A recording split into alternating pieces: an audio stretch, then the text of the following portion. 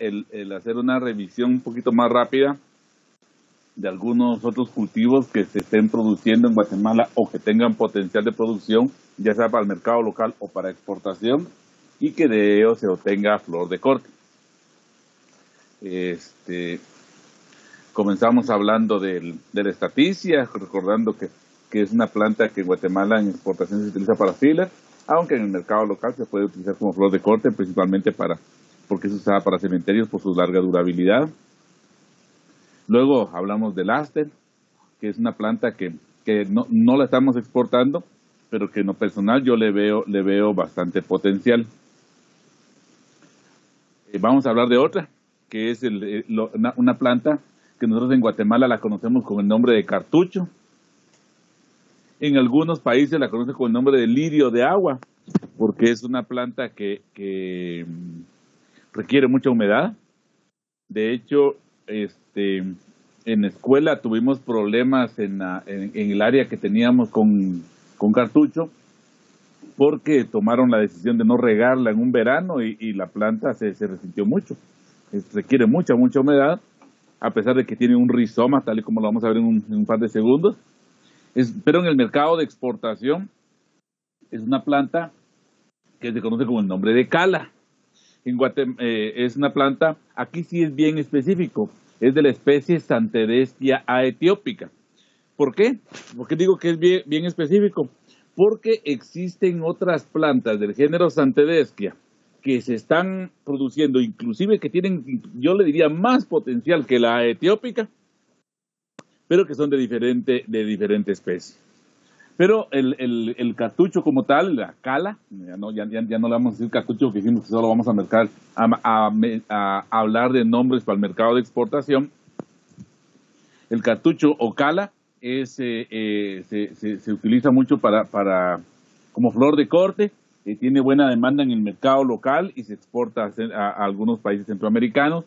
Se produce principalmente en departamentos como Huehuetenango, no en orden de importancia, en departamentos como Sololá, Huehuetenango, Chimaltenango. Es una planta que como les dije hace unos segundos, tiene un rizoma y por lo tanto para la cosecha, para la mecánica de extracción de la flor es manual. Les comentaba que hay que tomarla bien del fondo y separar la hoja que envuelve al tallo floral, porque si no la planta es por estar en un medio demasiado acuoso, es una planta que tiene bastante suculencia y se extraería el tallo muy corto. El punto de corte es que ustedes pueden ver acá, cuando todavía la espata no se ha abierto. En el lenguaje de las fincas se le dice que el punto de corte es el punto de corte de cigarrillo, porque da la impresión de que es un cigarro. Yo recuerdo que cuando comenzamos a producir cartucho en la escuela, que estábamos creciendo, la verdad, yo sí lamento mucho que hayamos perdido ese genotipo. Estábamos creciendo en el área, y ahí en el cobertor ya teníamos casi un cantero y medio, y el plan que teníamos era seguir avanzando porque tiene buena demanda. Pero me recuerdo cuando se le explicó a don Osvaldo cuál era el punto de corte, don Osvaldo no lo creía, a don Osvaldo le gustaba más cosechar los cartuchos ya abiertos. Pero se dio cuenta que en el centro de acopio, sí, en efecto, la gente que conoce prefiere llevarse los cartuchos en este punto de corte porque obviamente van a tener mayor vida de florero. Es una planta que obviamente tiene alta demanda de agua y es un poco delicada. Es una planta que no es muy afectada por plagas y por enfermedades fungosas, pero sí es fuertemente afectada por enfermedades bacterianas. ¿Y por qué remarco esto? Porque yo les he comentado de que a los vegetales son más afectados por hongos que por bacterias. Pero en el caso muy particular de la cala, es más afectado por bacterias. Un poco de araña, que no debería de ser porque a las arañas les afecta la alta humedad y es un cultivo de alta humedad, pero sí que es un poco afectado por araña y en realidad es un cultivo bastante fácil de llevar. Les comentaba hace un rato que existen otros tipos de Santedeschia, otras especies de Santedeschia con potencial. Los holandeses ya están produciendo genotipos de una planta que nosotros la conocemos en el mercado de exportación como calla lily. Calla lily en el mercado local se conoce con el nombre de cartuchos de colores. Acá ustedes pueden ver diferentes colores de calla lily. Cada color es una especie diferente y les he dicho en otras promociones de que la verdad no me sé los nombres de las especies. Sé que el blanco es un Santedeschia etiópica, sé que el amarillo es un Santedeschia eliotiana, pero yo tuve la oportunidad de visitar una finca productora de calla lily en Patsum y la cantidad de colores eran bastante grandes. Inicialmente en Guatemala comenzamos a producir calla lily con el objetivo de venderlo como planta enraizada en maceta, pero los breeders holandeses ya han estado sacando calla lily que se está utilizando como flor de corte. Yo pensaría de que a pesar de que todavía no hemos comenzado con una producción fuerte de calla lily, es otra planta con alta potencial. Inclusive ustedes pueden ver, miren el follaje de calla, del calla normal, y miren el follaje de calla lily, muchas veces presenta esa pigmentación, aunque yo he visto variedades o especies, perdón, que no presentan esa pigmentación blanquecina en el follaje. Luego viene el Carnation.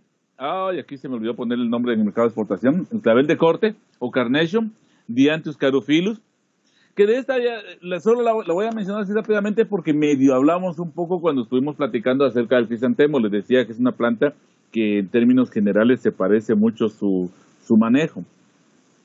El Dianthus carophyllus, el Carnation, es una planta que se produce con el objetivo de exportarlo como flor de corte. Y acá algo importante es que el punto de extracción de corte de la flor va a depender mucho del mercado a donde se vaya a exportar. Porque cuando la flor se va al mercado, por ejemplo, a los rusos, pues cuando se va para el mercado de Rusia, el punto de corte es cuando apenas, como este botón que ustedes ven acá, o como este está un poquito pasado, como este botón que ustedes ven acá, este de acá, cuando apenas comienza a asomar el color a través de los sépalos. La mayoría de mercados prefieren este punto de corte de pétalos parados, que es cuando los sépalos ya se comienzan a desplegar un poco y ya han salido bastante los pétalos de la flor. Y para el mercado local muchas veces es cuando el botón ya está totalmente abierto. Si yo fuera alguien que hace arreglos, que está en una empresa de hacer arreglos florales o cuestiones por el estilo, yo preferiría el de pétalos erectos, el de pétalos parados.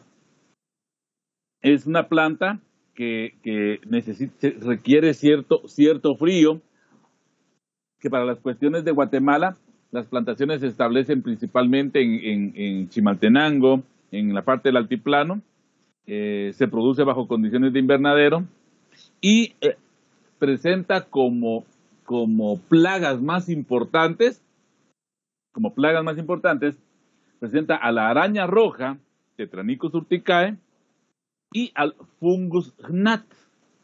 Del fungus gnat les voy a hablar cuando estemos hablando de leather leaf. Es un díptero que afecta mucho a esta planta. Es una planta que se establece en camas, como las que ustedes ven, y en ella se utiliza un tutoriado tipo escalería. Su reproducción es netamente por esquejes. A los breeders se les compran esquejes para hacer plantas madres, las plantas madres se manejan y de eso traen los esquejes para la plantación comercial, tal y como se trabaja el crisantemo. Luego tenemos el snap. El snap en Guatemala, algunas personas la conocen con el nombre de dragón. El snap Antirrhinum majus es una planta que en los últimos 10 años ha crecido en Guatemala. A pesar de que la planta se puede reproducir bien por esqueje, generalmente los productores tienen que comprar semilla, porque a pesar de que la planta enraiza bien por esquejes, muchas veces, y eso es por experiencia personal y quizás la razón por la que en Guatemala las plantaciones son establecidas por semilla, muchas veces cuando se va al trasplante, la planta se vuelve muy quebradiza. O sea, lo voy a expresar de otra forma. El problema de propagar SNAP por esqueje es que al momento del trasplante al campo definitivo, generalmente las plantas son quebradizas, en cambio las plantas propagadas por semilla no sufren ese problema. A esta planta se le conoce con el nombre de dragón en Guatemala o boca de dragón, porque cuando uno agarra una flor, una flor que forma esta inflorescencia, por ejemplo esta que está acá, y uno pone los dedos acá, un dedo acá, el otro dedo acá, y luego apacha la flor, algunos que han pasado con módulo conmigo se los he hecho, y luego apachan la flor, los pétalos se abren de esta forma como que fuera una boquita de dragón. Entonces por eso le llaman de esta forma. Es una planta. Adelante, Breuda.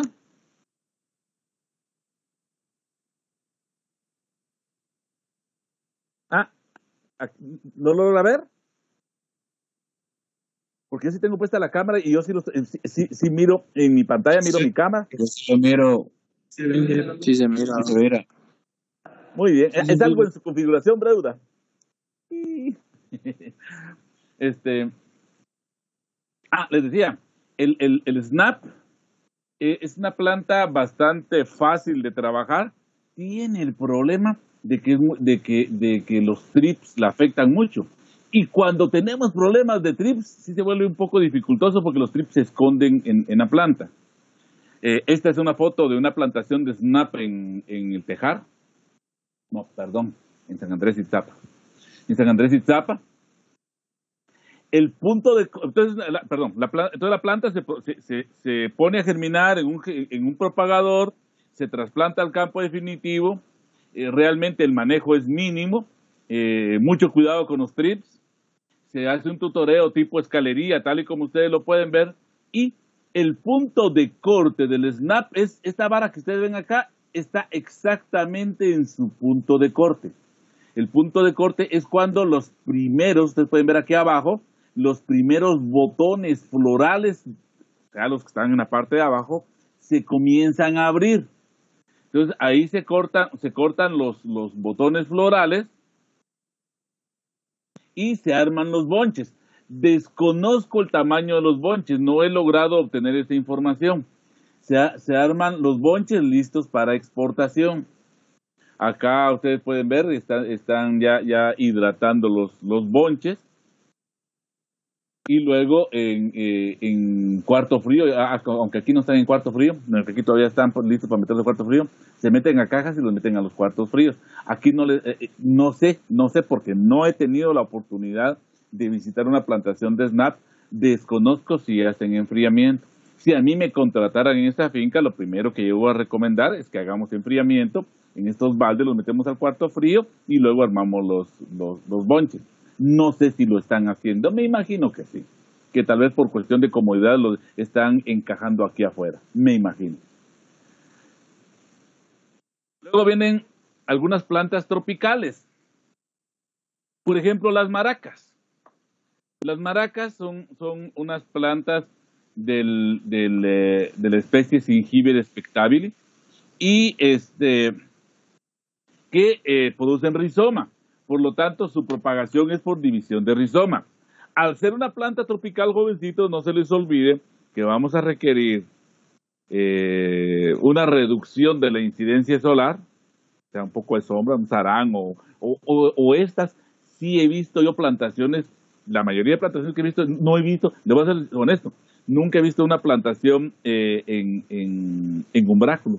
Siempre las he visto utilizando la sombra de los árboles como sombra. Inclusive he visto plantaciones de café donde por los problemas que les comenté al inicio del curso que tuvieron y como la plantación de café tenía sombra, le comenzaron a meter algunas plantas tropicales, entre ellas las maracas. Entonces va a requerir sombra, va a requerir alta humedad, va a requerir calor y va a requerir suelos con abundante materia orgánica como todas las plantas. Hay diversidad de formas de maracas. Ya platicamos cómo se hace la cosecha de la maraca, que no es arrancada, sino que es cortada manualmente, haciendo movimientos laterales. Su rizoma no es de un tipo mediano. Su rizoma es de un tipo mediano, muy parecido al de la ericonia. Acá pueden ver ustedes otras flores de maracas. Cuando lastimosamente no encontré esa fotografía de una fotografía de unas maracas que tomé en una plantación, pero coloqué este lapicero, bueno, no este, porque el que usé eso fue, esa foto la tomé hace como unos 7 años, entonces no es este lapicero, pero de este tipo. Pero lo puse con un lapicero de este tipo, que me imagino que ustedes los habrán visto, estos lapiceros, son pilot. Entonces lo puse para ver el largo, y la mayoría de inflorescencias eran más largas que este lapicero, solo para que tengan una idea del tamaño que puede adquirir una maraca. En este caso, voy a hablar ahorita de maracas, voy a hablar de heliconias y voy a hablar de gingers. Tanto en maracas, en heliconias, como en ginger, el tutoriado que se realiza es colocando una pita a esta altura alrededor de toda la macoya. No es un tutoriado como el que hemos estado viendo en escalería, en algunos cultivos, o un tutoriado como el del gladiolo o el pepino, sino que acá lo que se hace es que se amarra una pita alrededor de toda la macoya, de tal forma que los mismos tallos hagan fuerza para mantener la estructura de la pita y mantenerse tanto los tallos como las inflorescencias erguidas. No creo tener una buena foto, no la tengo. A la presentación que les voy a enviar, le voy a cambiar el nombre de acá, le voy a cambiar de alpinia, le voy a poner ginger, que es con el nombre con el que se le conoce en el mercado. Mejor lo voy a apuntar de una vez. El ginger, que es el nombre con el que se le conoce en el mercado de exportación. En Guatemala, a las ginger, algunos las conocemos como antorchas. No sé si tengan algún otro nombre. Hay ginger roja y ginger rosada, no conozco otros colores. De hecho, en la escuela teníamos de los dos tipos de ginger, pero no lográbamos tamaños de inflorescencia comerciales. Pero son otras plantas que producen rizoma, o sea que las podemos propagar por división de rizomas y que tienen cierto mercado. Generalmente, el productor de maracas en la misma finca tiene ginger, y en la misma y en la misma finca tiene heliconias, que les voy a mostrar ahorita. Pero hay algo más que les quiero mostrar de las ginger. Esto rojo que ustedes ven acá en las ginger, que la inflorescencia sí sale de los tallos, pero esto rojo que ustedes ven acá en la ginger, o lo rosado que ven en esta otra, en realidad son brácteas.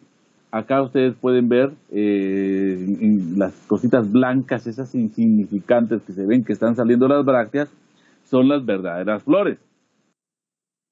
A pesar de que la planta comercialmente se propaga por división de rizomas, esta planta sí tiene así lo denomino yo, un muy eficiente sistema de reproducción sexual.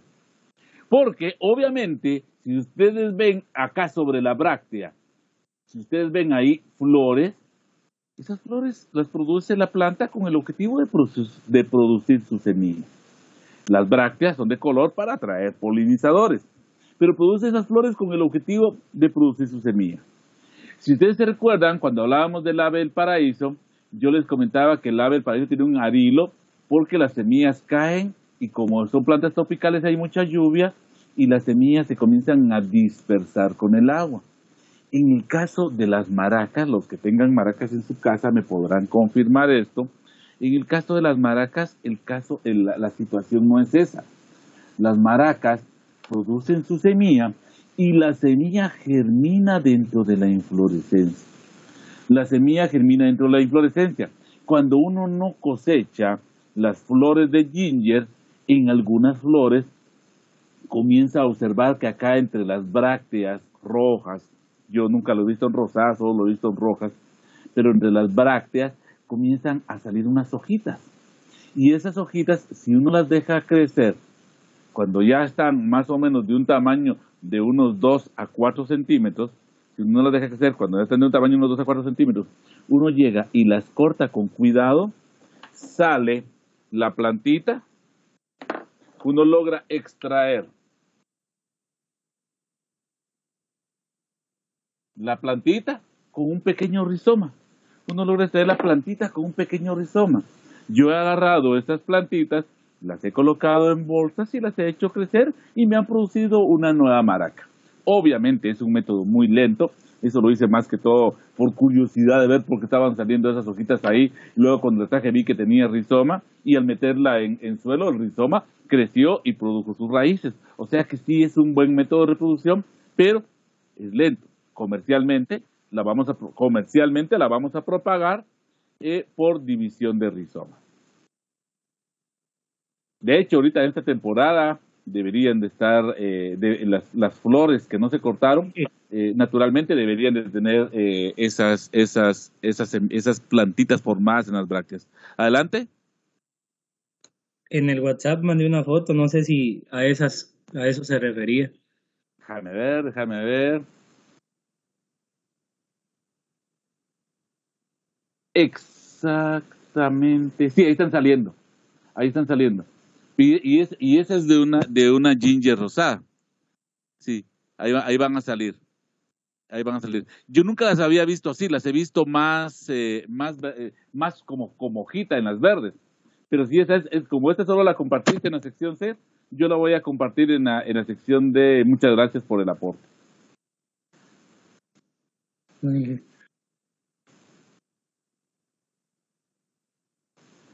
Dentro de las alpinias, las ginger, dentro de las alpinias, hay una alpinia. Acuérdense que las ginger son del género alpinia. Dentro de las alpinias, tenemos a las ginger que nos producen flor. Dentro de las alpinias tenemos a las ginger que nos producen flor. Pero hay otra alpinia, la alpinia cerumbet. La alpinia cerumbet, que también la tenemos en escuela. La alpinia cerumbet es una planta que sí produce sus inflorescencias con brácteas blancas, inflorescencias para mis gustos no llamativas, pero esta alpinia cerumbet se caracteriza por producir follaje grande, hojas grandes, muy coloridas. Si ustedes observan la alpinia cerumbet que tengo en la pantalla, esta alpinia cerumbet ya tiene hasta brillo. Se le echa un aceite, un tipo de aceite mineral. Existen algunos abrillantadores especiales.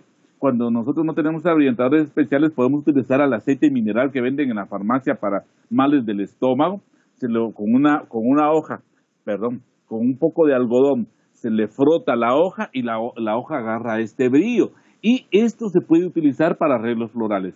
O sea, la alpinia cerumbet es un follaje, es una planta que la podemos utilizar como un follaje de corte para plantas ornamentales o inclusive por el tamaño grande de la hoja y los colores especiales que tiene, puede utilizarse como base para la hora de arreglar buquets en tropicales.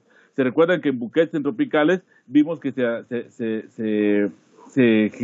utilizaban las fotografías que vimos, estaban utilizando baby doll, las hojas de la planta del género cordyline. Acá les estoy dando otra opción, que es las hojas de alpinia cerumbet. Estas me imagino que ustedes las habrán visto en la escuela, y el follaje es muy, muy bonito, como para poder utilizarse, ya sea como follaje de corte o como para follaje en los buques tropicales. Adelante.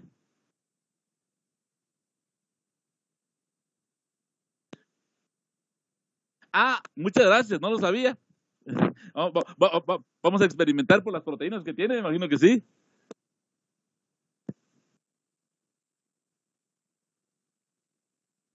Ya, en WhatsApp.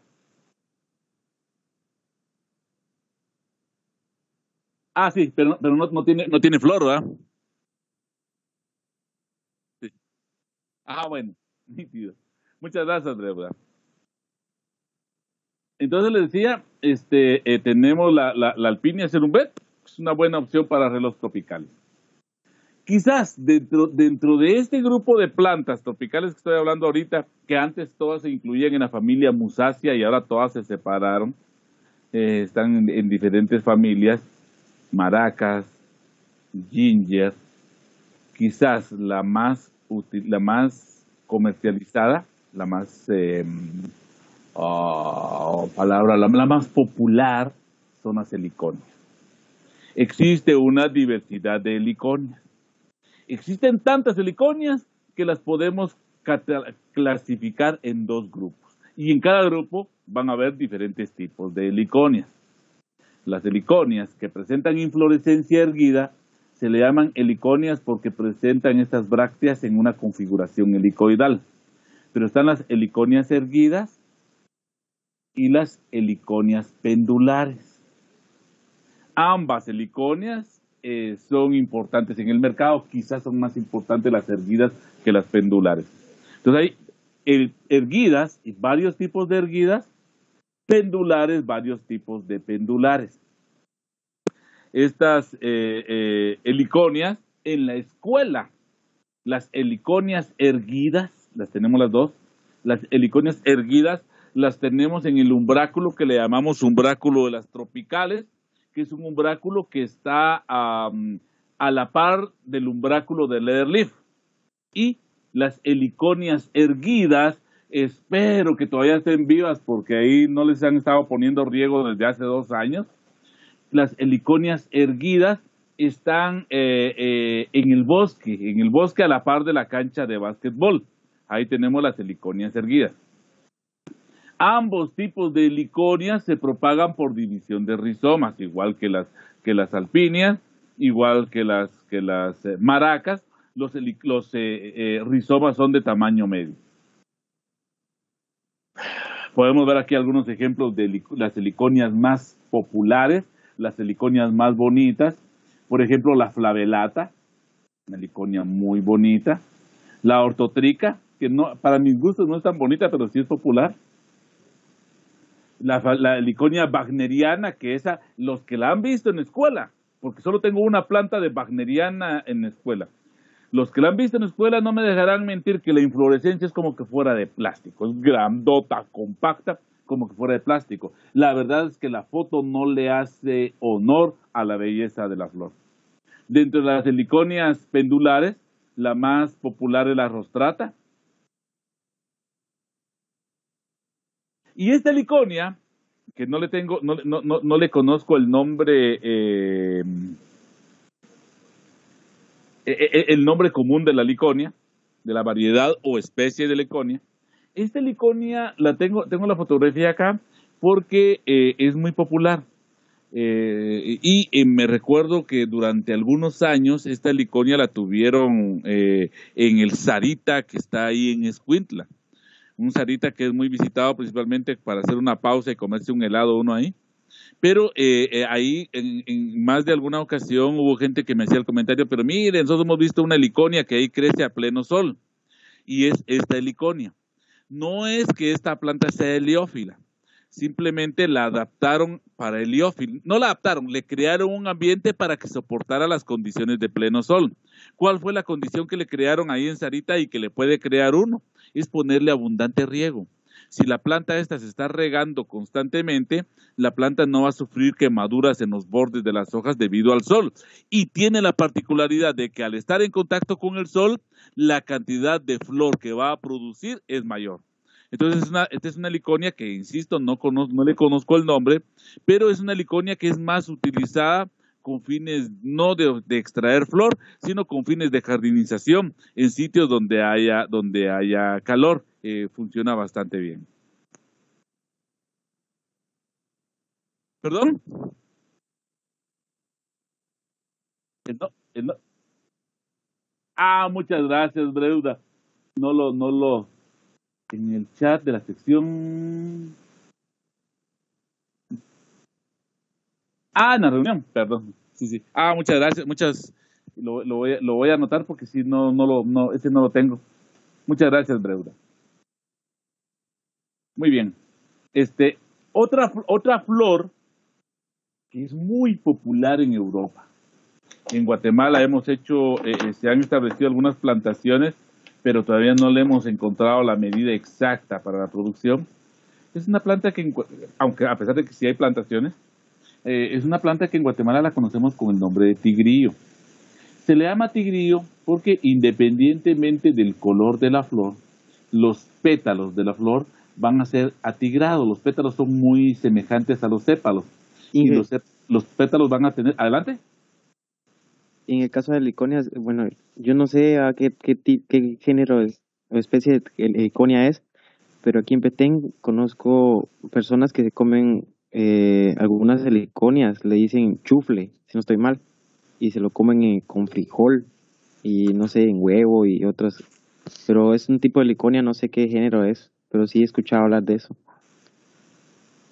Fíjate que nunca la había oído mencionar. Lo único que te puedo decir es de que si tiene esta configuración helicoidal, su género es heliconia. Comestible, solo estoy apuntando acá para investigarla, comestible en Petén. Digamos, si tiene esa configuración, es del género heliconia. Pero como les dije al principio, hay muchas heliconias. Es que el mundo de las heliconias es bastante grande también. Entonces, pero no sabía yo que había una que se comía. Muchas gracias por el aporte. Entonces les decía, en la alstroemeria en Guatemala le decimos tigrillo porque sus pétalos presentan esas líneas negras, que no importa el color de los pétalos, eso le da una apariencia atigrada. De hecho, en las plantaciones que yo he tenido, las pocas plantaciones que yo he tenido el honor de ver, la más bonita es la blanca. Que la blanca es, pero súper elegante. Solo déjenme anotar el nombre que puso Breuda y Micha.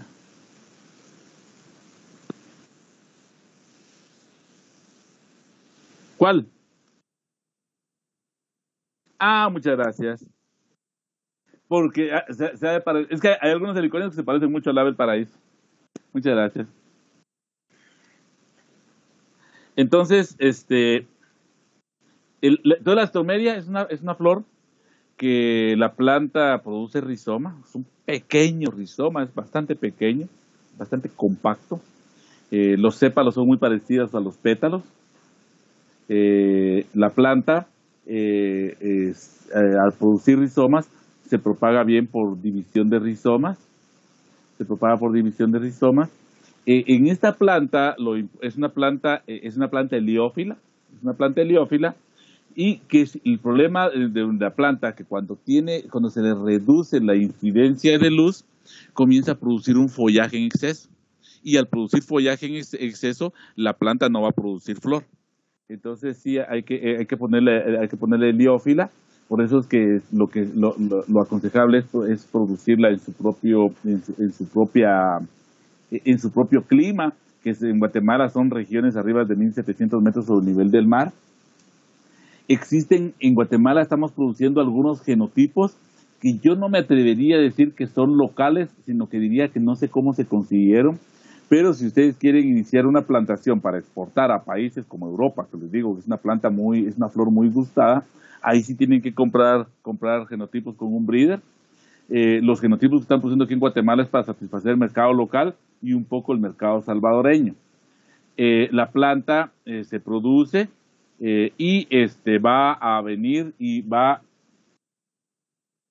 a macollar. Se le pone un tutoriado tipo escalería, y el punto de corte es el que está señalando la flecha roja ahí.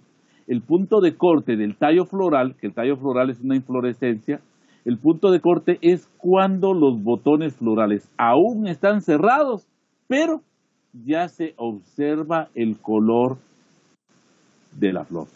O sea, los botones, vamos a ver si logro ver algunos acá, tal vez estos de acá, los botones al inicio son verdes, y cuando ya están a punto de abrir, pero todavía están cerrados, ya están a punto de abrir, el botón adquiere una coloración semejante al color de los pétalos, pero todavía están cerrados. En ese momento se jalan. Aquí sí no hay ninguna maña para jalar. Es algo tan suave que con dos dedos así lo pueden jalar ustedes, los tallos florales estos. Más o menos tienen una vida de florero de unos 8 días.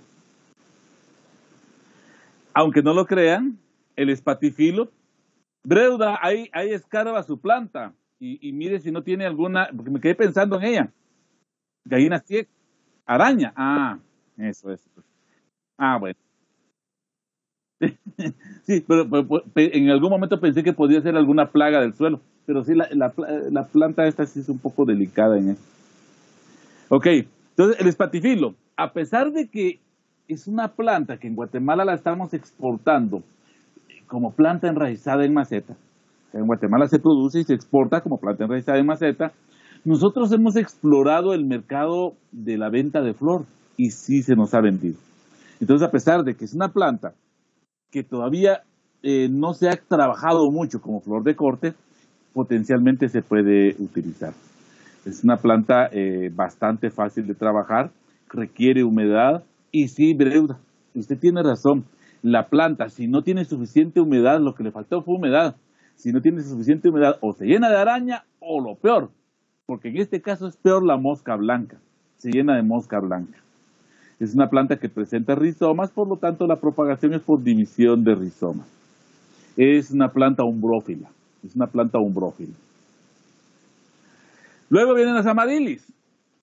Las amarilis y Piastrum vitatum son plantas que producen bulbos, a pesar de que en Guatemala, a pesar de que Mesoamérica es un centro de origen de las amarilis,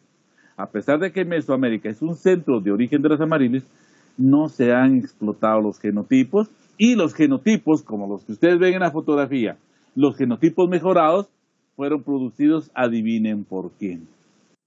Sí, por los holandeses. Entonces, es una planta que a pesar de que presenta tallos huecos, cuando uno corta los tallos florales, que generalmente en el extremo de los tallos florales es donde están las flores, las grandes flores, cuando uno corta los tallos florales, a pesar de que el tallo es hueco, su vida de florero es mayor de 7 días. Entonces sí es una buena opción para comercializarse como flor de corte. Las gerberas, Gerbera jamensoni, es una planta que lastimosamente hubiera querido tener más tiempo para hablar de ella. No tengo mucho tiempo porque ya se me está acabando el curso y sí quiero ver si meto un capítulo de gramas. Lo siento importante, no sé por qué. Pero las gerberas, hay varias plantaciones de gerberas ubicadas principalmente en el departamento de Chimaltenango, en Tecpan, Patzum, Zaragoza, Comalapa, el departamento de Chimaltenango, ahí mismo. Yo no sé si ustedes recuerdan cuando cuando construyeron el libramiento de Chimaltenango, esa nueva carretera, que hubo un derrumbamiento y se vino una parte de una plantación de gerberas dentro de ese derrumbe. Entonces es una planta que se produce con el objetivo de producir flor de corte. La planta, desafortunadamente no hay en Guatemala un lugar donde nos vendan genotipos para exportación. Nos tenemos que comprar con un breeder. Y si ya adivinaron, sí, ahí también venden también los breeders están ahí, en Holanda. La planta es una planta yo la considero una planta bastante delicada. Es una planta que va a ser fuertemente afectada por mosca blanca, Ahí se acuerdan que eso no lo vimos en mi curso, pero lo tuvieron que haber visto en hortalizas, para un buen control químico de la mosca blanca, y es el error de muchos agrónomos. Adelante, Palma. Ingeniero, disculpe, es respecto a la planta anterior, la amarilis, creo. Ajá. ¿Cada cuánto tiempo produce flores? Te voy a quedar mal con un dato exacto, Palma, porque no es una planta que se esté trabajando mucho. Entonces no encontré ese dato y yo, la información que les he dado es porque yo la he visto y no he medido el Ajá. tiempo. No he medido Sí, el tiempo. sí, pues es que según veo las fotos, se parece a algunas que tiene mi mamá y me parece algo extraño porque, bueno, por lo menos allá era una flor por año, pues, Ah, y no. Perdón, Palma. Vos que estás en la escuela, andate al invernadero 1, el de rosa, y vas a ver, ajá, produce un montón de flores. sí, pues, tal vez por eso quería que volviera ahí, es que me había sacado de la reunión la señal, Ah, ya. pero sí, solo esa era mi duda porque creo que estoy confundido de planta, al parecer. O no Palma, porque sí hay las amarilis, el centro de origen es Mesoamérica. ¿Sabes cuál puede ser el problema, Palma? No sé, que tal vez se la tiene muy expuesta al sol y como a excepción de Poptum, el resto de Petén es muy cálido, tal vez por eso es que la planta se resiente un poco. No sé, solo estoy tratando de adivinar. Sí, pues, gracias. Muy bien. Entonces les decía que con la gerbera vamos a tener problema de mosca blanca. Es un problema fuerte, porque si no se sabe controlar, híjole, nos va a provocar el aparecimiento de fumagina y ahí sí ya tenemos problemas fuertes. Entonces, adelante, Breuda. Sí, pero también babosa, pero la babosa es más sencillo. Es más sencillo el control. Yo voy a mencionar, con la babosa Breuda, si tiene pocas plantas y tiene problemas de babosa y no las quiere andar velando para agarrarlas y tirarle sal encima, agarre un recipiente pequeño. Voy a agarrar un tapón acá. Agarre un recipiente pequeño y, digamos, si este es el nivel del suelo, coloca el recipiente acá al nivel del suelo y luego échele cerveza. Las babosas, la cerveza atrae a las babosas, las babosas caen y mueren ahogadas, si son pocas plantas las que tienen. Ahora, si no, pues con un molusquicida, el molusquicida en realidad es una combinación de varios insecticidas.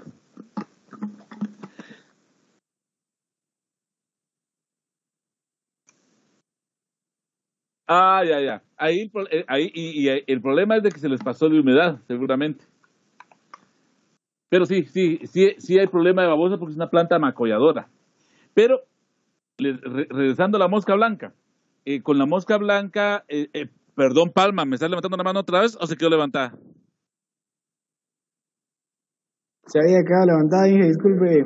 No, ahí no hay problema, Palma.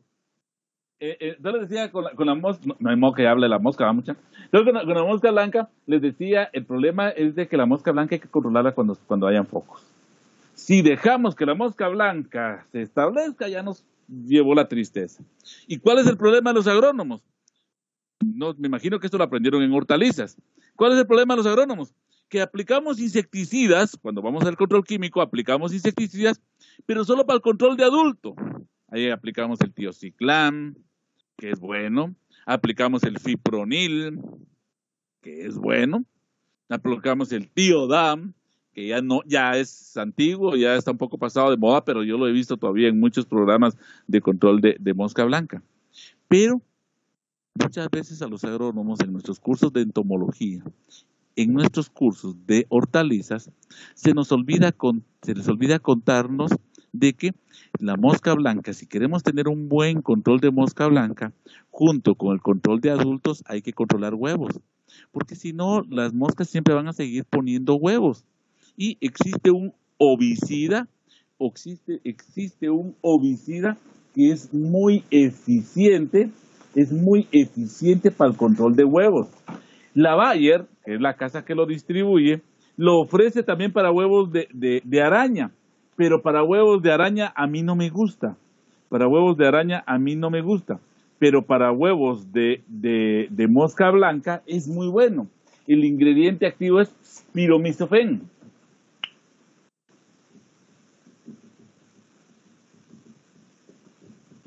Y lo venden bajo el nombre de Oberón. Es un poco caro, pero es muy bueno. Entonces, si van a controlar mosca, contrólenla las 2 etapas. Miren qué bandida esta planta. Al follaje la ataca ya fuertemente, aparte de las babosas, fuertemente la ataca la mosca. Creo yo que en los meses, en este año que estamos tratando de levantar la plantación de gerberas ha sido nuestro principal problema. La ataca fuertemente la araña. El principal problema que tuvieron los muchachos del proyecto empresarial fue araña. Tuvieron ataques fuertes de araña. Inclusive el encargado del área, si no intervengo, les hubiera arrancado las plantas porque estaba con toda la intención de arrancárselas. Entonces, en su etapa de crecimiento vegetativo, mosca, que es difícil de control. Araña, que es de difícil control. Y cuando aparece la flor, trips, que es de difícil control. O sea, esta planta es delicadita. Esta planta es delicadita. La planta produce rizomas, se puede hacer por división de rizomas, la propagación. Los breeders lo hacen por cultivo de tejidos, y así no lo venden. La planta se cosecha y se comercializa en bonches, que hay bonches de a 6 y bonches de a 12 flores.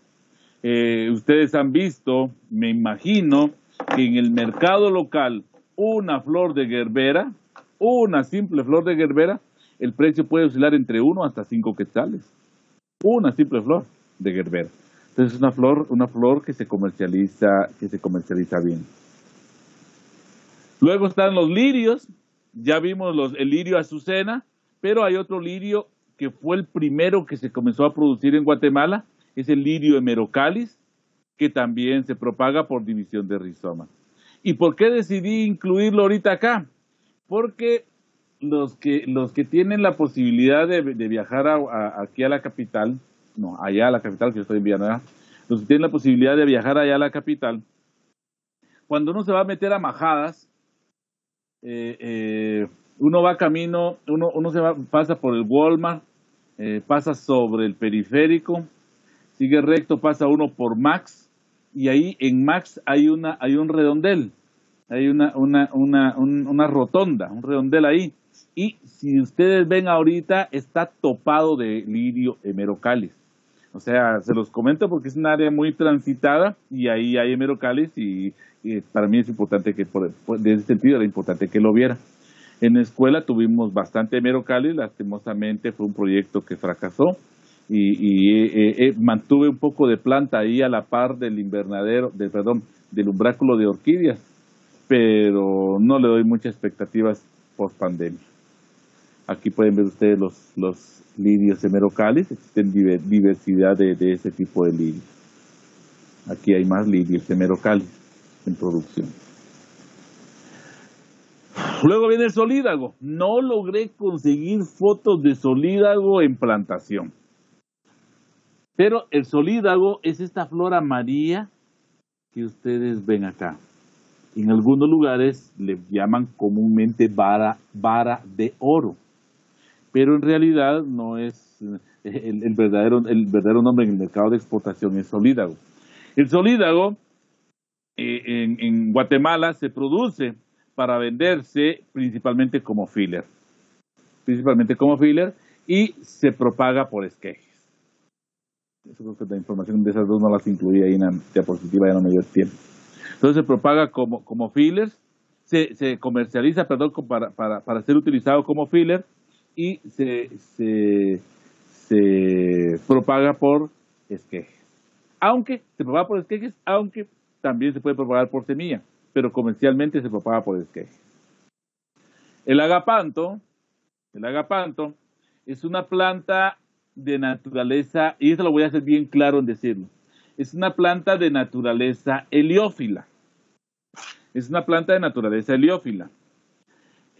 Cuando en la escuela tenemos agapanto e inicialmente lo establecimos bajo condiciones umbrófilas. La producción era baja.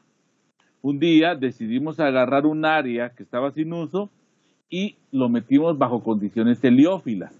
Y nos dimos cuenta que la planta amacoya menos, bajo condiciones heliófilas, la planta amacoya menos, la planta tiene menor vigor en su follaje, pero como no es la hoja la que voy a vender, sino que es la flor, la producción de flores es mayor. O sea, a pesar de que la planta soporta las dos condiciones, bajo condiciones heliófilas hay una mayor producción de flor, aunque el follaje sea menos vigoroso y la velocidad de amacollamiento de la planta sea menor. ¿Cuál es la clave en el agapanto? Como es una planta que produce rizoma durante su propagación por división de rizomas, hacer un buen establecimiento de camas y meterle después bastante agua. Esa es la clave en el agapanto.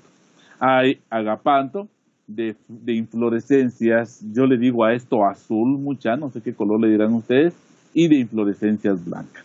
Las dos las tenemos en la escuela. Creo que esta es la última de esta presentación. El sunflower. Sunflower es una planta que en los últimos años está cobrando importancia en Guatemala. Acá la conocemos como girasol. En exportación de flor se conoce como sunflower. Esta planta es interesante porque inicialmente el girasol se comenzó a producir a nivel mundial con el objetivo de que acá en el centro, donde están las flores hermafroditas, aquí en el centro se produjera semilla y de la semilla se extrajera aceite. Por ejemplo, yo soy aficionado del Tour de France, me gusta mucho verlo por televisión y seguido cuando estoy viendo en los pedacitos que tengo tiempo de estar viendo el Tour de France, muchas veces cuando van pasando los ciclistas a la par están pasando por plantaciones de girasol. En Europa hay muchas plantaciones de girasol, pero ellos establecen girasol con el objetivo de obtener semilla y de la semilla extraer aceite. Generalmente son plantas grandísimas con inflorescencias enormes, unos grandes platos de este tamaño, unas grandes flores. Pero en algún momento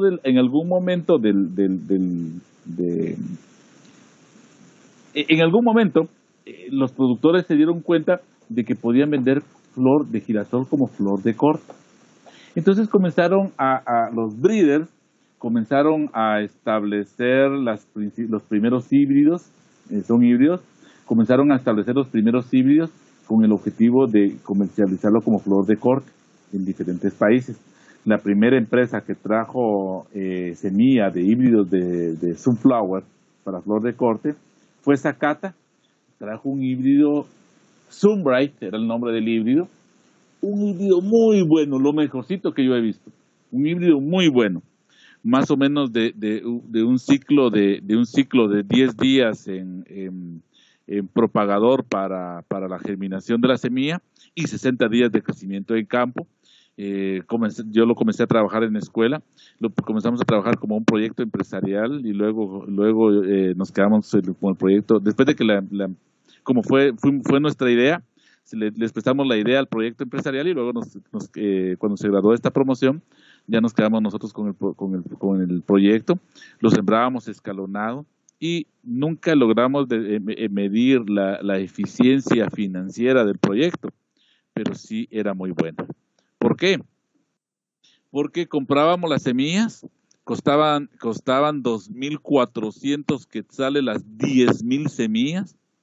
El porcentaje de germinación era casi 100%. Yo no voy a decir 100% porque no quiero ser abusivo, pero sí, yo no recuerdo ver celdas donde no germinara la semilla.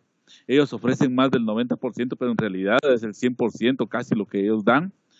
Y la planta la metíamos al propagador, ahí utilizábamos un poco de pitmos con arena, las trasplantábamos al campo, gastábamos un poco en mulch para no estar controlando malezas. El mulch, lo utilizábamos para 3 cosechas, o sea, lo dejábamos súper agujereado al final,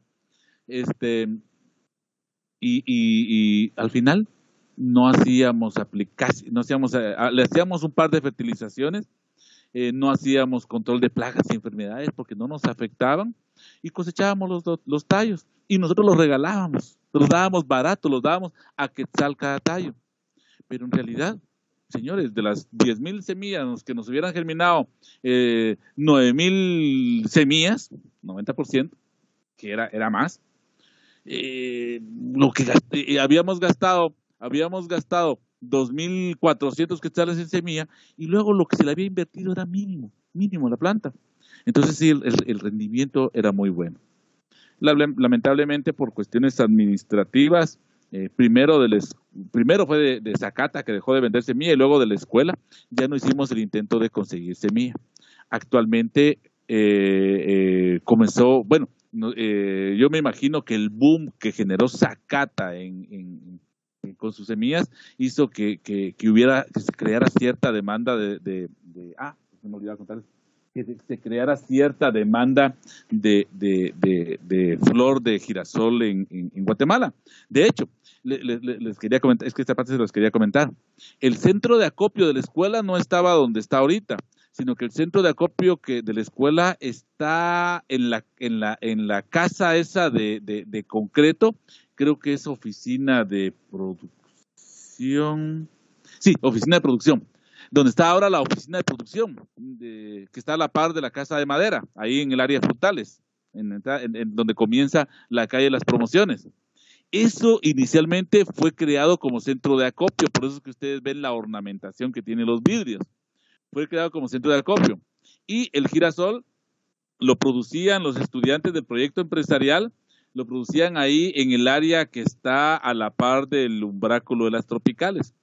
Pero a mí me parecía curioso de que a los muchachos les encargaban girasoles, ellos iban a traer los girasoles que les encargaban, venían caminando, ellos les gustaba venirse caminando por esa calle adoquinada. ¿Por qué? Porque muchas veces la gente salía del centro de acopio a comprarle los girasoles. O sea, en serio, muchachos, se los quitaban de las manos, tenían que regresar a comprarlos. Nosotros ahorita estamos vendiendo girasoles en la escuela y ahorita que ya estamos regresando a cierta normalidad en el mercado, que tenemos más pandemia y estamos regresando más a una mayor normalidad. Esa parte no la entiendo de la política guatemalteca, pero no, mi objetivo no es entender esa parte, sino que mi objetivo es darles, mi meta es darles, o mi misión es darles curso a ustedes, pero comenzamos a trabajar ya más en forma el girasol, y créanme, ahorita estamos planificando aumentar el área de producción de girasol. Las variedades ya no son tan bonitas como el Sunflower, no sé qué variedades o qué híbridos, se están comercializando ahorita. El tallo es un poquito más grande, es un poquito más grueso. El disco floral también es un poco más grande, y para mi gusto de ahí ya pierde vistosidad. Pero bandidos estos breeders, porque crearon híbridos que tuvieran tallos no tan grandes, que el disco floral no fuera tan grande, y se está vendiendo como una planta ornamental. Ese boom que creó, me imagino, que se creó con la producción de girasol, hizo que se comenzaran a establecer otras plantaciones de girasol. Aparte de ello, en algún área guatemalteca comenzaron a meter girasol con el objetivo de utilizarlo como un suplemento alimenticio en la producción de ganado. Y en la gira de segundo año, en el área de Esquipulas, se han visitado fincas que utilizan el girasol para el consumo animal. Pero se dieron cuenta de que también podía tener, en el área de Esquipulas, y Chiquimula en general, se dieron cuenta que el girasol comenzó a tener demanda con fines ecoturísticos. Entonces la gente, si ustedes van a Esquipula, los que han ido a Esquipula se dan cuenta de que uno de los tours que se ofrecen ahí en Esquipulas para hacer turismo es plantaciones de girasol. Llevan a la gente, le explican toda la producción de girasol, la gente feliz tomándose fotos ahí entre las flores, y cobran por esos tours. O sea, la gente produce el girasol para venderlo y cobra por las fotos que se llega a tomar la gente, las personas a las áreas. Entonces, es un cultivo que en los últimos 10 años en Guatemala ha tenido bastante desarrollo. En los últimos 15 años, que fue hace como 15 años que Zacata trajo su semilla, comenzó a crearse cierto boom, y en los últimos 10 años ha crecido bastante en Guatemala. Con esto termino, recuerdo yo, déjenme ver, ¿sí? Con esto termino esta parte de otras flores de corte. Y ya me voy a concentrar ahorita, solo voy a quitar esta presentación. Voy a comenzar a trabajar ahorita ya con algunos follajes. Adelante, Breuda.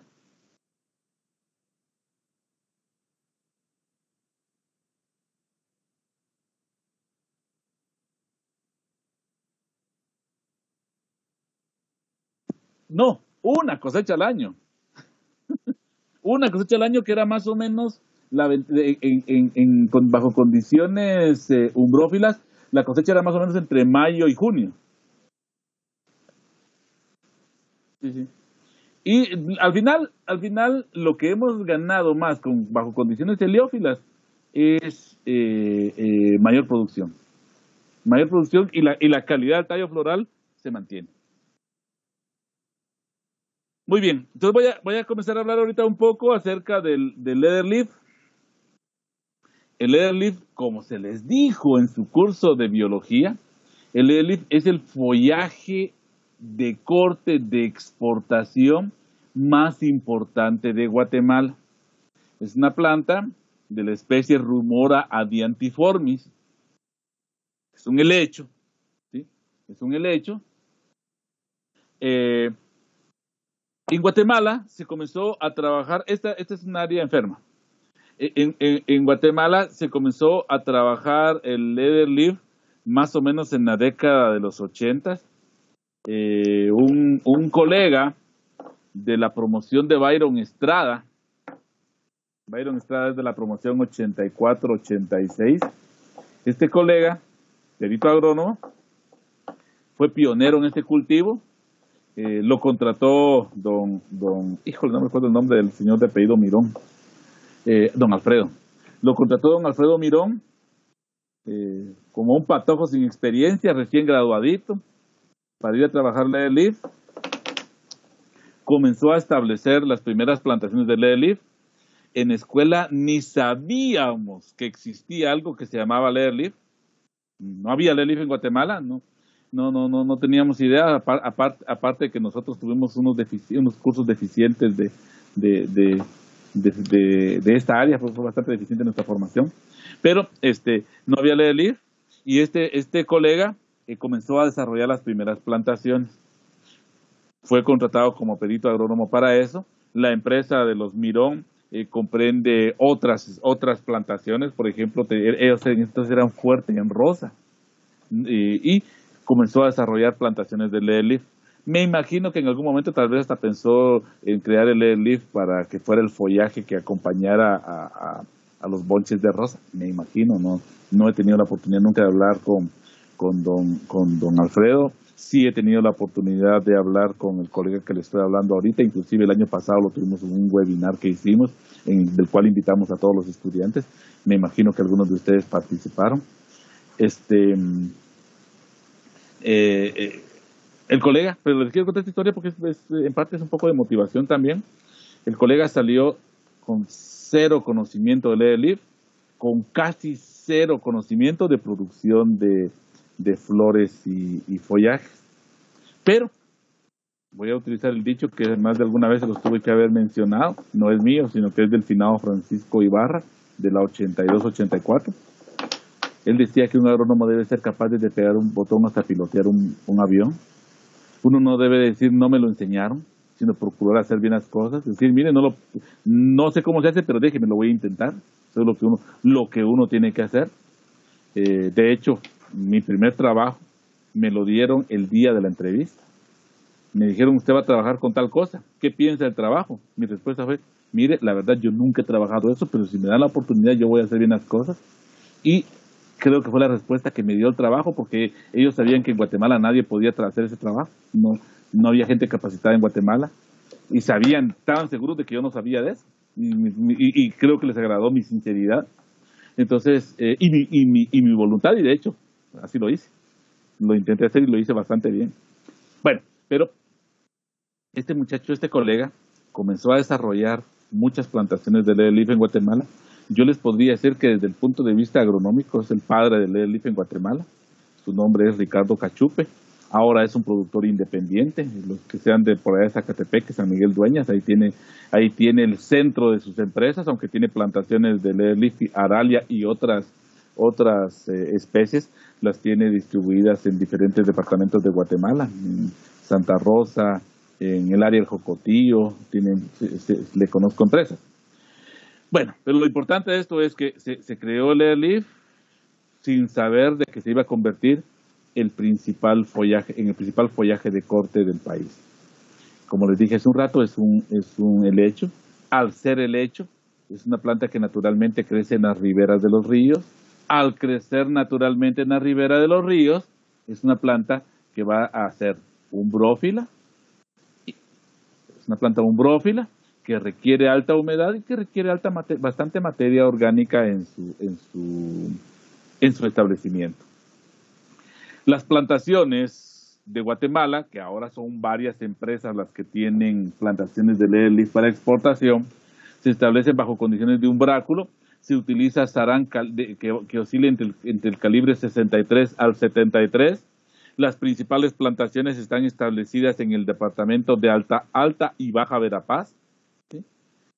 Miren, esta foto la tomé yo, porque miren, aquí está el carro de la Enca cuando yo andaba ahí. Las principales plantaciones están en el departamento de Alta Verapaz y Baja Verapaz, principalmente Baja Verapaz. Hay plantaciones también aquí en Zacatepeques, hay plantaciones en Santa Rosa, las principales que yo conozco. Si ustedes, porque eso se los aprovechaba a decir después de la gira del séptimo, si ustedes han tenido la oportunidad de viajar entre el rancho y Cobán, si han tenido la oportunidad de viajar ahí por toda esa área, despuesito de la cumbre de Santa Elena, que es el cruce para Salamá, van a ver que a los lados de la montaña, a ambos lados, hay mucha área con sarán. Generalmente, aunque pueden haber otros cultivos, la mayoría de los cultivos que están ahí en esas montañas bajo sarán es Airlift. He tenido la suerte de caminar en bastantes de esas plantaciones de Airlift. Entonces, solo para explicar la fotografía, es una plantación donde, si ustedes se dan cuenta, se iba a hacer control de la principal enfermedad. Ya les voy a hablar de ella, de la principal enfermedad del Airlift, y por eso es que se ven muchos frondes. Acuérdense que es un helecho, no tiene hojas, no tiene frondes, por eso es que se ven muchos frondes con daño, pero más adelante les voy a explicar eso. Es una planta que produce naturalmente rizomas. Acuérdense ustedes que los helechos no tienen tallos verdaderos, sino que tienen tallos modificados llamados rizomas.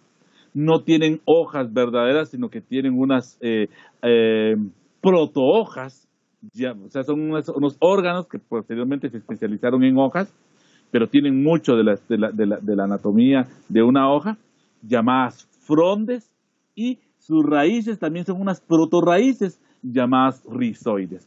Eso es de biología, o más específicamente de su curso de botánica. Pero los rizomas, miren el tamaño del dedo de la persona que está sosteniendo el rizoma, y aquí está el rizoma. No, hombre, si en el curso de biología se recuerdan, los llevamos en la última práctica a que por lo menos los grupos que andaban conmigo, espero que ustedes, los que no anduvieron conmigo, sino que anduvieron con el ingeniero Dávila, también él les haya hecho eso. Si ustedes se recuerdan, yo sacaba pedacitos de rizoma. ¿Perdón? Y los que estuvimos con el ingeniero Paniagua.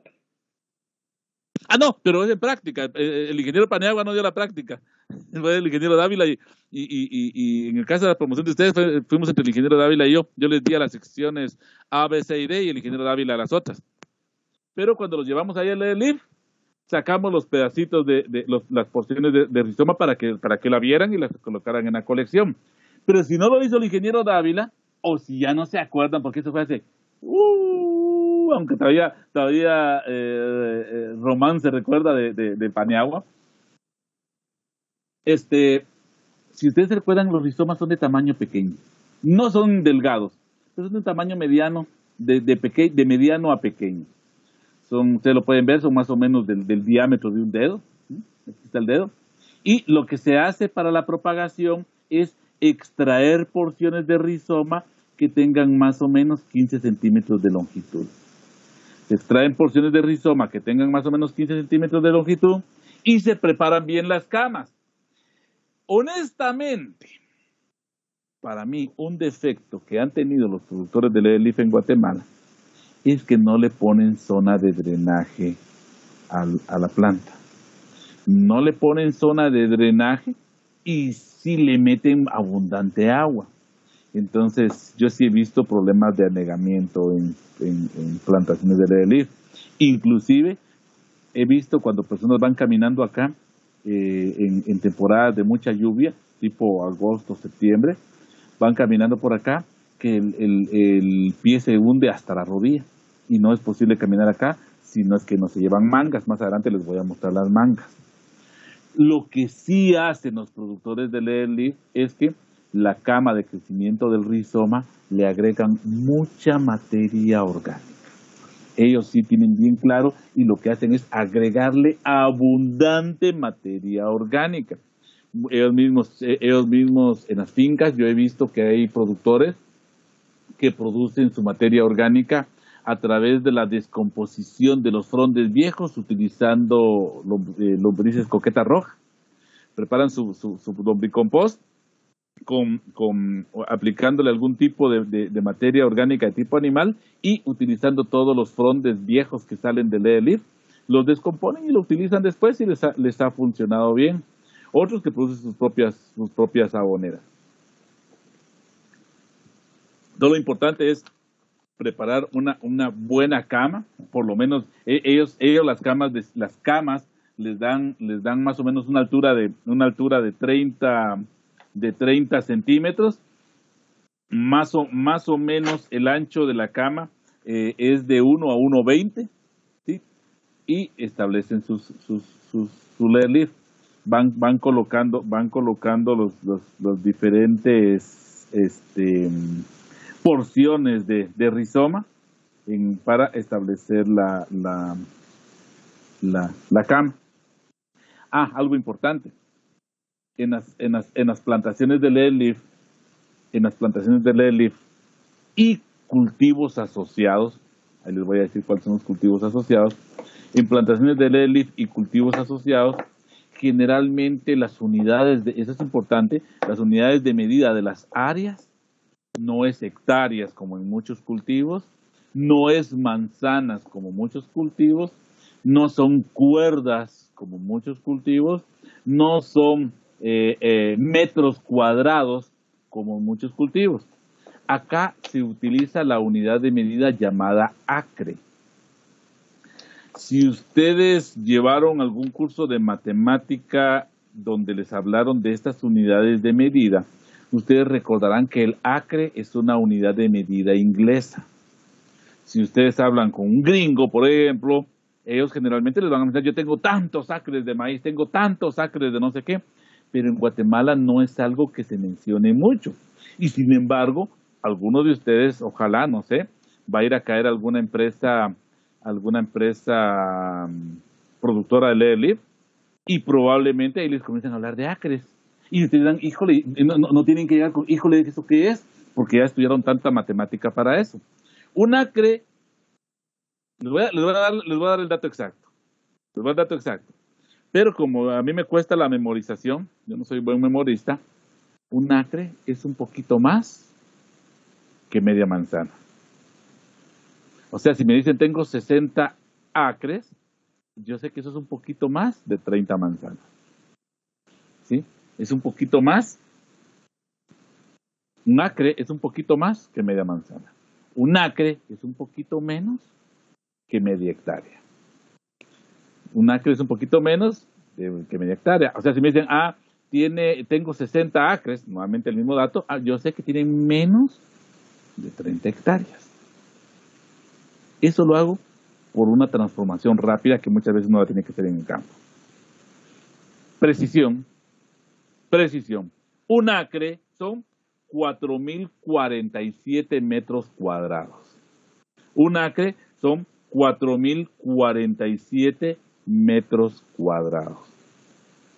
Entonces, establecemos nuestra plantación.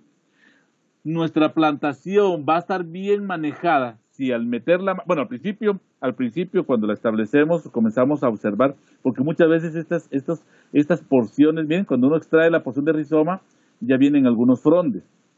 Estos brotes se pueden secar, no hay problema. Si no se secan, tampoco no hay problema. Pero yo sé que mi plantación viene bien cuando comienzo a observar que del suelo comienzan a salir estas estructuras. Esta estructura es una como bolita, se llama voluta. El aparecimiento de la voluta significa de que mi rizoma ya se estableció. En una plantación comercial, donde hay un montón de frondes encima, el meter la mano y ver que vienen volutas abajo, significa que la plantación viene bien.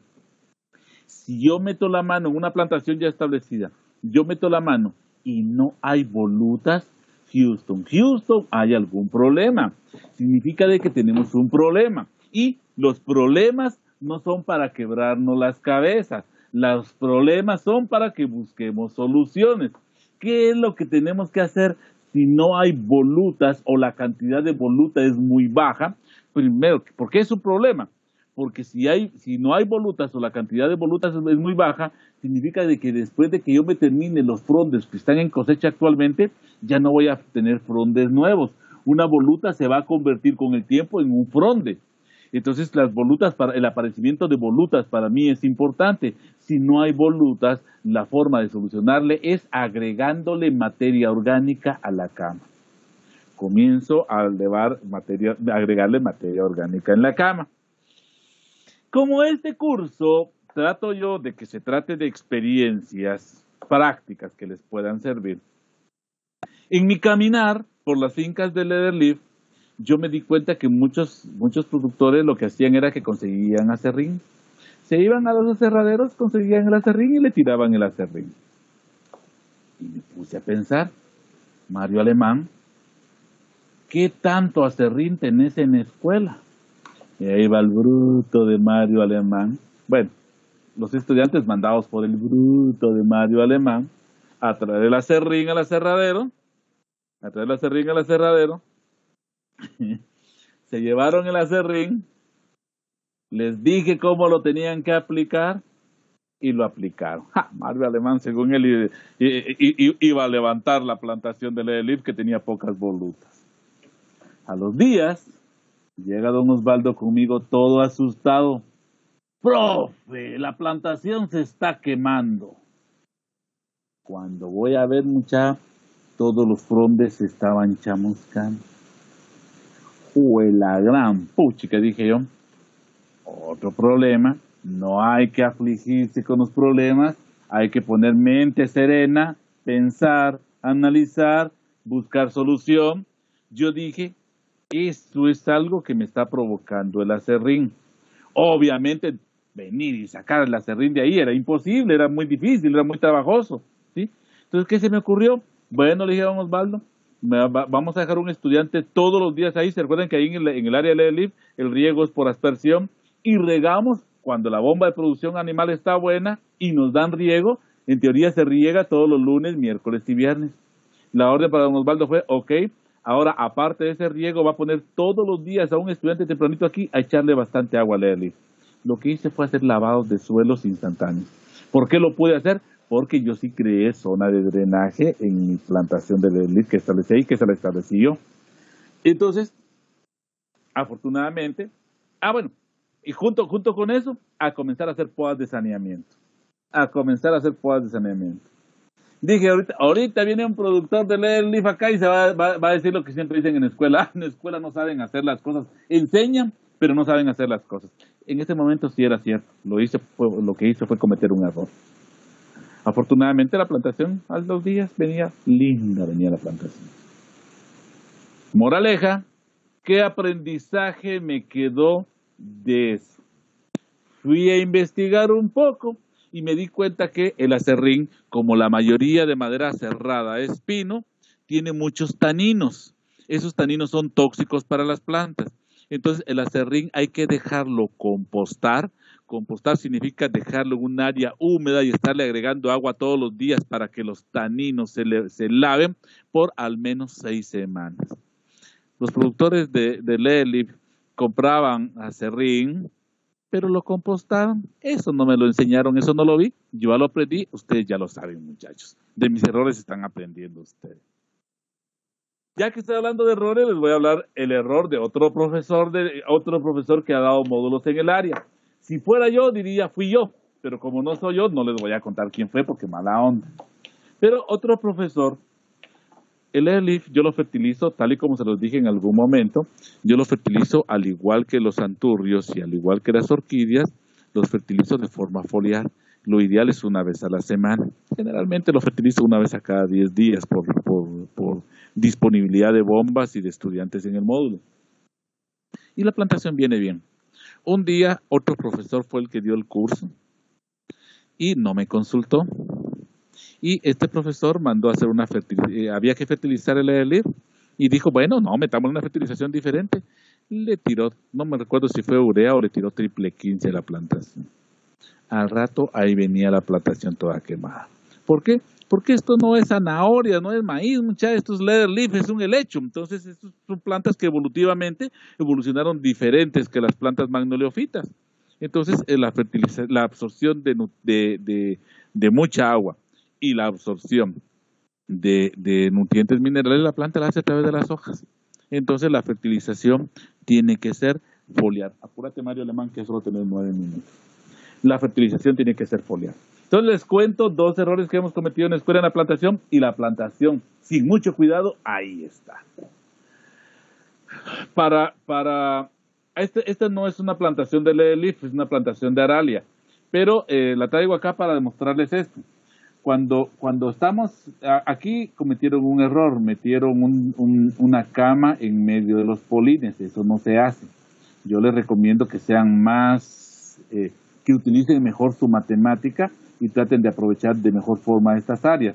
Es un error del perito agrónomo que estaba encargado ahí. No les digo el nombre del perito agrónomo, solo les digo que es de la promoción 2002-2004.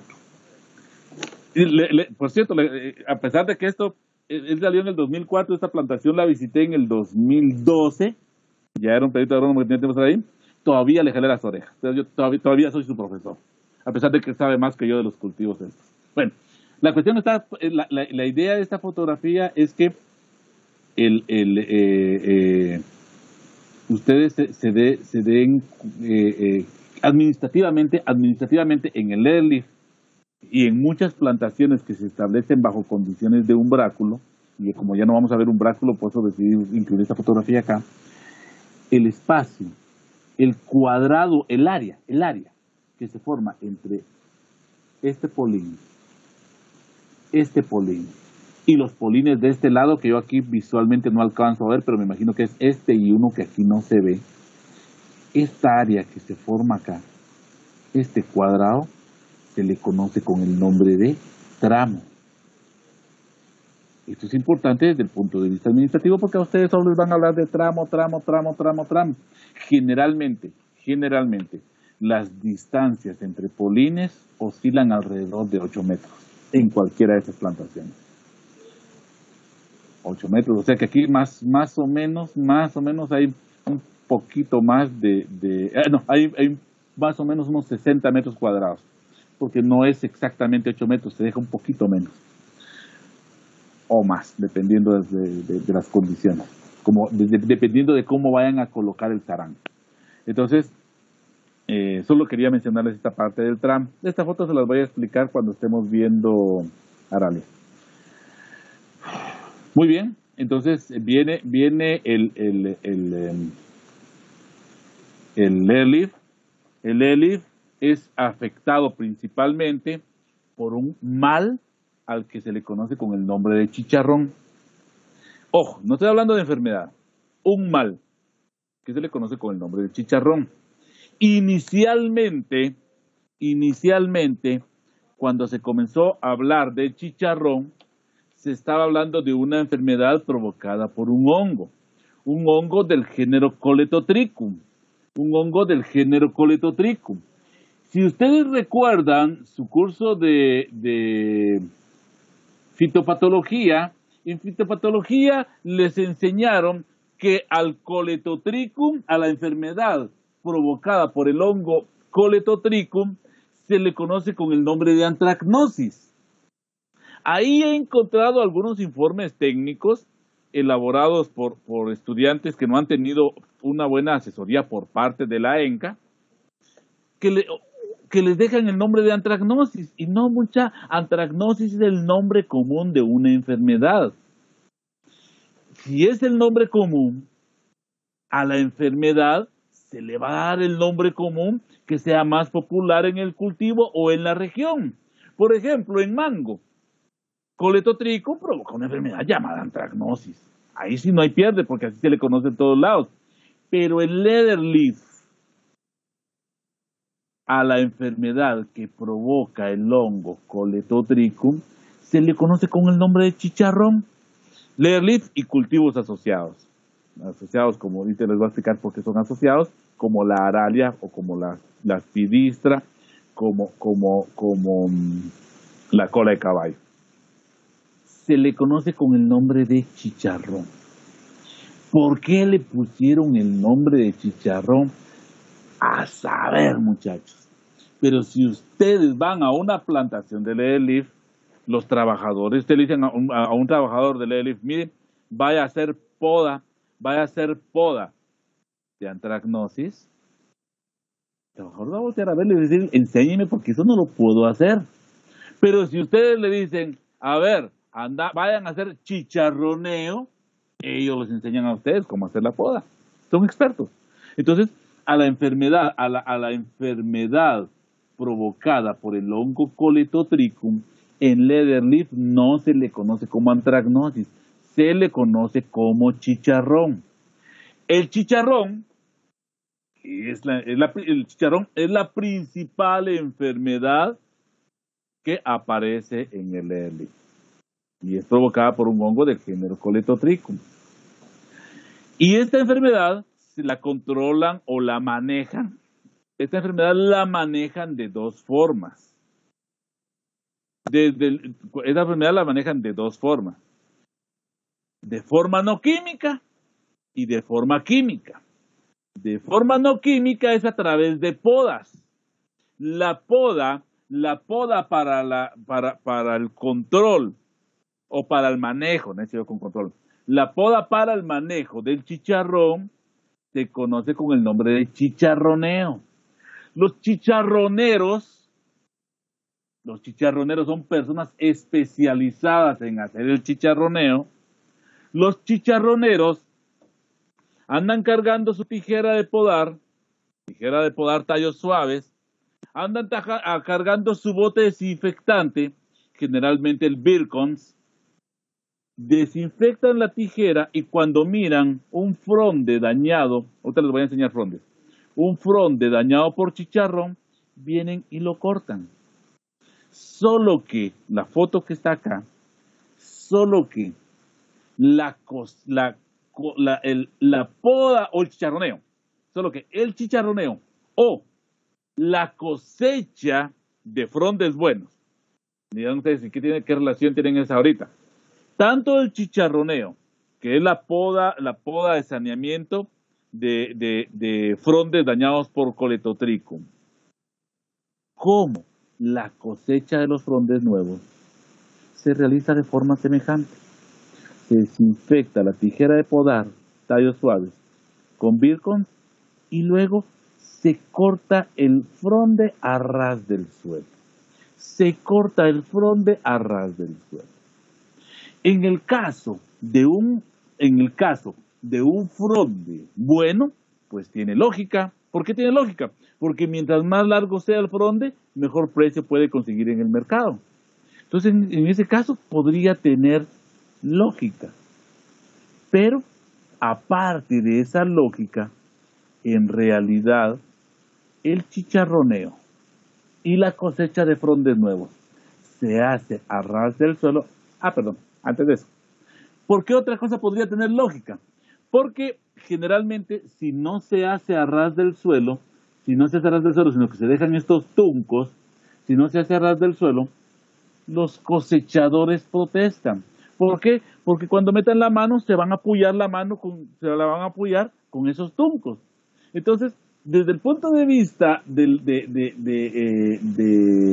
mejor precio por mayor longitud de frondes y de una mayor facilidad de cosecha, podría tener lógica, pero no es la principal razón por la que el fronde se corta desde el suelo. No se extrae porque es muy duro, no se extrae porque es muy duro, se corta. ¿Y por qué se corta a ras del suelo? Para evitar fungus gnat. Que hoy ya no creo que me vaya a dar tiempo a hablar de fungus gnat, porque ya son las 45, solo les voy a robar un minuto. Entonces, el chicharroneo es la poda de saneamiento de los frondes dañados con coletotricum. Pero acá están los frondes dañados por coletotricum, miren. Aquí está el chicharrón. Y cuando está más maduro, se pone de un color chocolatoso. Pero no siempre las enfermedades van a ser provocadas únicamente por chicharrón. Si ustedes recuerdan lo que les enseñó la ingeniera Claudia en fitopatología, antracnosis aparece de la orilla de las hojas, o en este caso frondes, hacia el centro. Pero algunas veces aparecen unas enfermedades que son una enfermedad que es un color un poco más vino tinto y que no aparece en los bordes de las hojas, de los frondes, sino que en el centro. A esta enfermedad se le conoce con el nombre de foma. El manejo de foma y de chicharrón es muy semejante. Otras veces, yo no sé si ustedes se han dado cuenta, que en la época lluviosa llueve y se pone todo oscuro y al ratito blum ya está el sol brillante. Y al rato vuelve a llover y se pone todo oscuro y al rato blum el sol brillante. A pesar de que estas plantas están siendo producidas bajo saran, la intensidad de luz que entra es variable y eso provoca una decoloración en el follaje, que aquí no tengo foto, pero provoca una decoloración en el follaje que se conoce con el nombre de golpe de sol. Esto puede ser golpe de sol, o puede ser golpe de sol, o puede ser, no me recuerdo el nombre de esa enfermedad, micoplasmosis. Al final, señores, por eso les pedí un minuto. Cuando se hace la actividad de chicharroneo, el objetivo principal es eliminar chicharrón. Pero en la misma actividad, el chicharronero extrae chicharrón, extrae foma, extrae golpe de sol y extrae micoplasmosis. Cualquier fronde que presente daño, el chicharronero no tiene la obligación ni la necesidad de estar averiguando de qué se trata. Con el chicharroneo, generalmente se extrae todo el fronde dañado. Muy bien, continúo. Solo que les pedí un minuto porque quería explicarles eso. Ya son las 11:48. Yo sé que tienen que ir a almorzar, aunque ahorita los dos grupos van a tener libre en la tarde. Por ahí voy parando la clase de hoy. Continúo el viernes con Leather Leaf y voy a abarcar otras plantas que producen follaje, explicándolas así brevemente. Bueno, jovencitos, muchas gracias por el cambio que hicimos el día de ayer. Realmente no fue una cuestión personal, sino que es una obligación lo que me tocó hacer el día de ayer. Entonces tenía que buscar la forma de cómo arreglarlo. Le agradezco también mucho al ingeniero Dante que me haya dado la oportunidad de hacer este cambio. Y nos vemos el día viernes nuevamente por partida doble. De 6:30 a 8 para recibir clases del material que entra para el examen final y de 3 a 4:30 para hacer el examen final.